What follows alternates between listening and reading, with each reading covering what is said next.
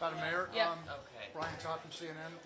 Would you be able to respond to the National Guard now being armed on the streets of D.C. starting yesterday? I don't have anything more to say than what I have said. I don't believe that troops should be policing American cities. Yep. Anything else?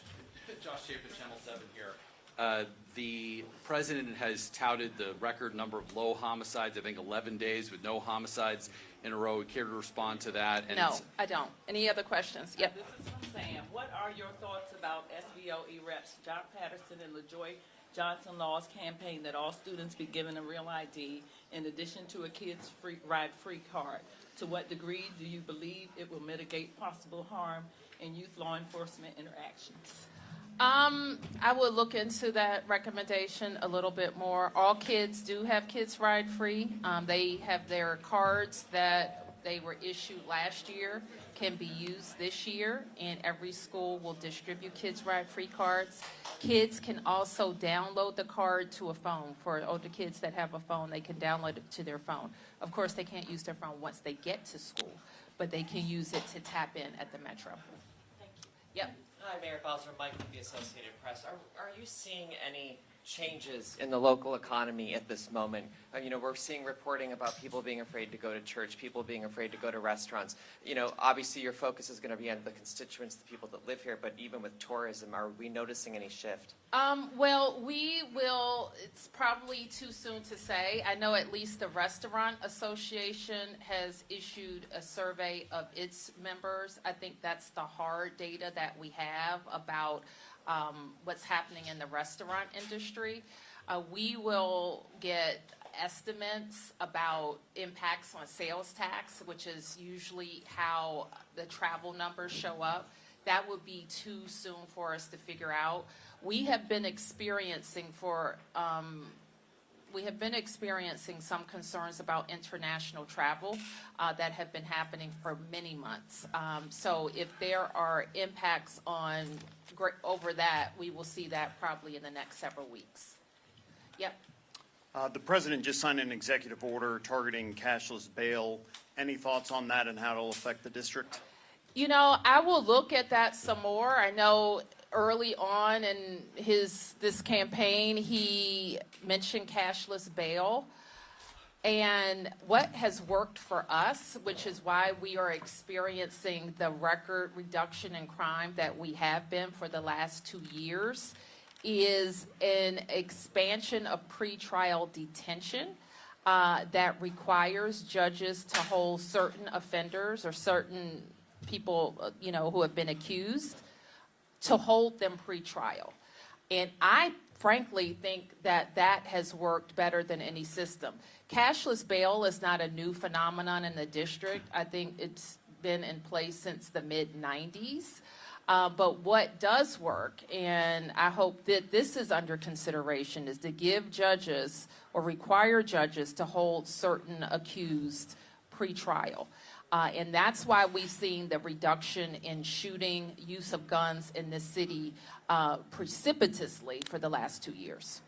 Can you tell us your concerns about the start of the school year and the increased law enforcement presence regarding school campuses, possible immigration crackdowns on Well, listen, I think it's just, and you've heard me say this, we've been all over our school. Chancellor Farabee and our whole public education team here has been focused on many months for a joyful start to the school year, to have teachers in place, to have school nurses and psychologists and bus drivers and counselors in place so we can have an amazing start to the school year. We were able to announce some pretty fantastic news. I guess it was last week that our scores have rebounded from the pandemic in both reading and math, and even better news for our middle graders, like the kids here on the Adams campus. So this is all really tremendous news. And I think that any attempt to target children is heartless, is mean, it's uncalled for, and it only hurts us. Yeah. Hey, can you provide us any kind of update? I know you've been in close communication with the federal agencies about how the surge is going. Just any update worth noting that you think residents should know about? I expect that I will give DC residents a fulsome update soon. Yeah. Thank you, Mayor. I'm sorry I came in late, and someone might have already asked about the cash bail executive Yeah. order. Mm-hmm. Have you reviewed what Trump can actually do with regards to cash bail in D.C.? We only really heard of this as something being considered, I think, in his first statements. And I did mention already that this is not a new thing in D.C. Cash bail was eliminated in D.C. I think in the mid-'90s. And I think the thing to focus on about people who have been accused of a crime before they have a trial, which is what we have done.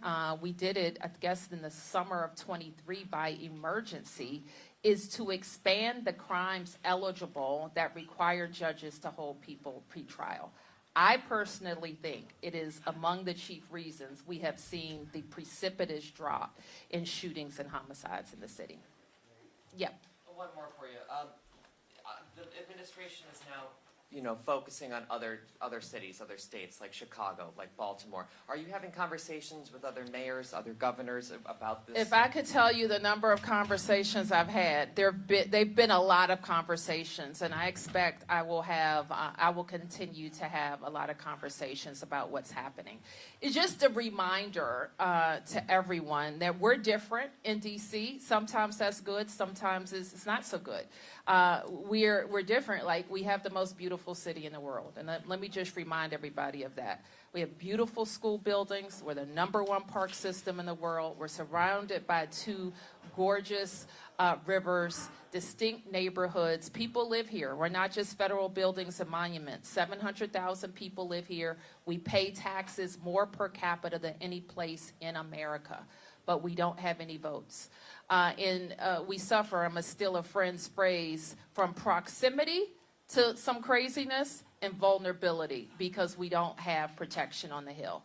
And so the answer for D.C. is this, every tax-paying American that makes up our city demands the same thing that everybody else has, and that's full statehood and representation.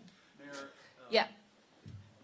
in his executive order, he's also asking Pam Bondi to look at MPD's general orders and to look for things that are in the general orders that might prevent officers from doing their jobs. Do you have any idea what that means? And does she have any kind of authority to look into MPD's Paul, you general guys orders? are asking me questions about something I haven't even seen, so you will understand that I will defer on answering. I want to be able to give you an intelligent response. Anything else you'd like to say to parents on this first week of school if they are fearful of troops walking around, or anything else you want to say as we're here on the first day of school? Well, parents are anxious.